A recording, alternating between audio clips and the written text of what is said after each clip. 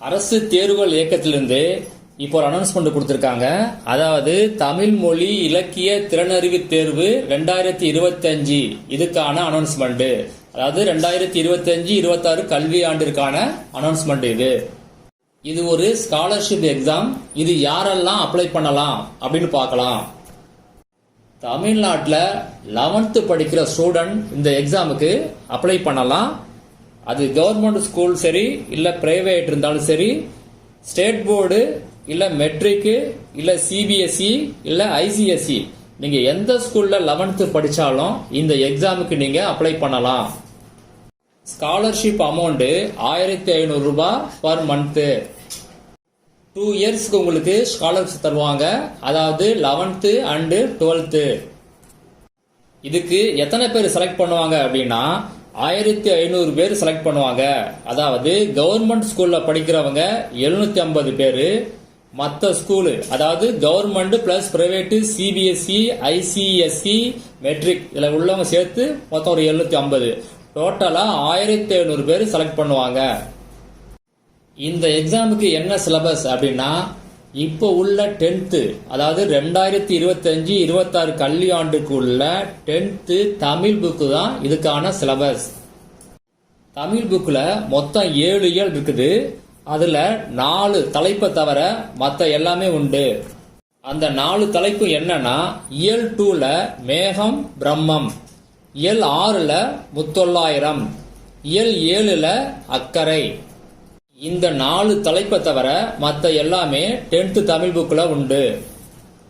Question எந்த மாதிரி இருக்கும் அப்படின்னா, சூஸ் தி கரெக்ட் ஆன்சர் அந்த மாதிரி டைப்ல தான் இருக்கும். எக்ஸாம் டேட் என்னைக்கு அப்படின்னா 11/10/2025, அதாவது அக்டோபர் 11ஆம் தேதி சனிக்கிழமை அன்னைக்கு எக்ஸாம். எக்ஸாம் எங்க வைப்பாங்க அப்படின்னா, மாவட்ட தலைநகரம் அதாவது டிஸ்ட்ரிக்ட் கேபிட்டல்ல உள்ள ஸ்கூல்ல கண்டக்ட் பண்ணுவாங்க.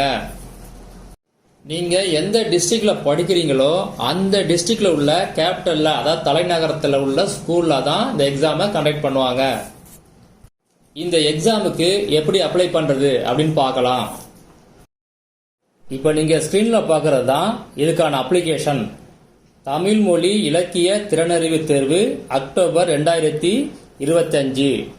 விண்ணப்ப படிவம் மேல்நிலை 1ஆம் ஆண்டு அதாவது 11ஆம் வகுப்பு மாணவர்கள் மட்டும்.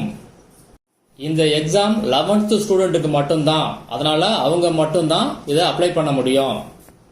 இப்ப எப்படி ஃபில்அப் பண்றதுன்னு பார்க்கலாம். முதல் பாக்ஸ்ல கல்வியல் மேலாண்மை தகவல் முறைமை எண் அதாவது எமிஸ் நம்பர். இந்த நம்பர் உங்களுக்கு தெரியலன்னா உங்க ஸ்கூல் ஹெட் மாஸ்டர்கிட்ட கேட்டுக்கங்க, அவங்க சொல்லுவாங்க. அதுக்கு பிறகு நீங்க அதில் ஃபில்அப் பண்ணிக்கலாம். ரைட் சைட்ல உங்க போட்டோவை ஒட்டணும். கலர் போட்டோ, ரீசெண்டா எடுத்த போட்டோவை ஒட்டுங்க. முதல்ல பெயர்ல நீங்க பேரை எழுதும் போது என்ன பண்ணணும் அப்படின்னா, உங்க இனிஷியலுக்கும் உங்க நேமுக்கும் இடையில ஸ்பேஸ் அதாவது ஒரு பாக்ஸ் நீங்க கண்டிப்பா விடணும். அடுத்த செகண்ட் பாயிண்ட், பாலினம் ஆனா பெண்ணா அந்த பாக்ஸ நீங்க டிக் பண்ணிக்கீங்க. அடுத்தது 3வது பிறந்த தேதி. இதுல என்ன எழுதும் போது நீங்க என்ன பண்ணுங்க அப்படின்னா, டேட் 2 டிஜிட்ல வர மாதிரி பாத்துங்க, மந்த் 2 டிஜிட்ல வர மாதிரி பாத்துங்க, இயர் 4 டிஜிட்ல வர மாதிரி பாத்துங்க. அடுத்தது 4 வகுப்பினம். இதுல நீங்க கம்யூனிட்டியில எந்த கேட்டகரியில வரீங்களோ அந்த கேட்டகரி பாக்ஸ டிக் பண்ணிக்கீங்க. முதல்ல பொது பிரிவு, அதாவது நீங்க ஓசி கேட்டகரியில வந்தீங்க அப்படின்னா அப்ப அந்த பாக்ஸ டிக் பண்ணிக்கீங்க. அடுத்தது பட்டியல் இனத்தவர், அதாவது நீங்க எஸ்சி கேட்டகரியில வந்தீங்கன்னா அந்த பாக்ஸ டிக் பண்ணிக்கீங்க.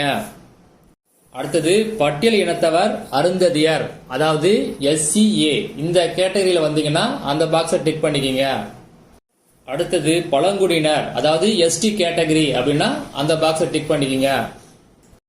அடுத்தது பிற்படுத்தப்பட்டோர், அதாவது பிசி கேட்டகரி அப்படின்னா அந்த பாக்ஸ டிக் பண்ணிக்கீங்க.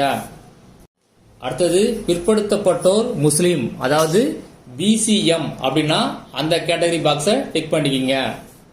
அடுத்தது மிகவும் பிற்படுத்தப்பட்டோர் இல்லாட்டினா சீர்மரபினர், அதாவது எம்பிசி இல்லாட்டினா டிசி.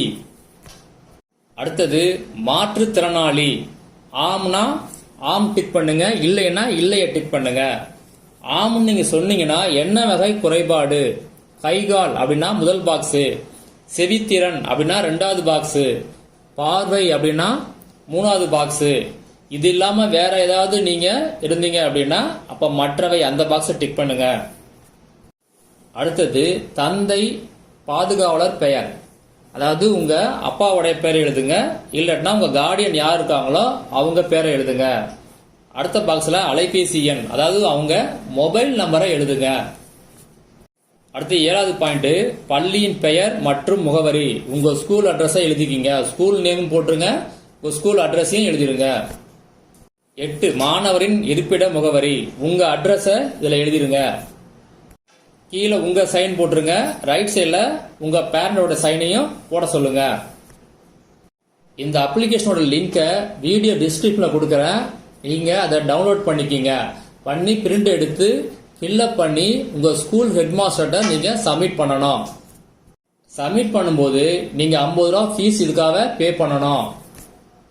சப்மிட் பண்றதுக்கு லாஸ்ட் டேட்டு செப்டம்பர் 9ஆம் தேதி.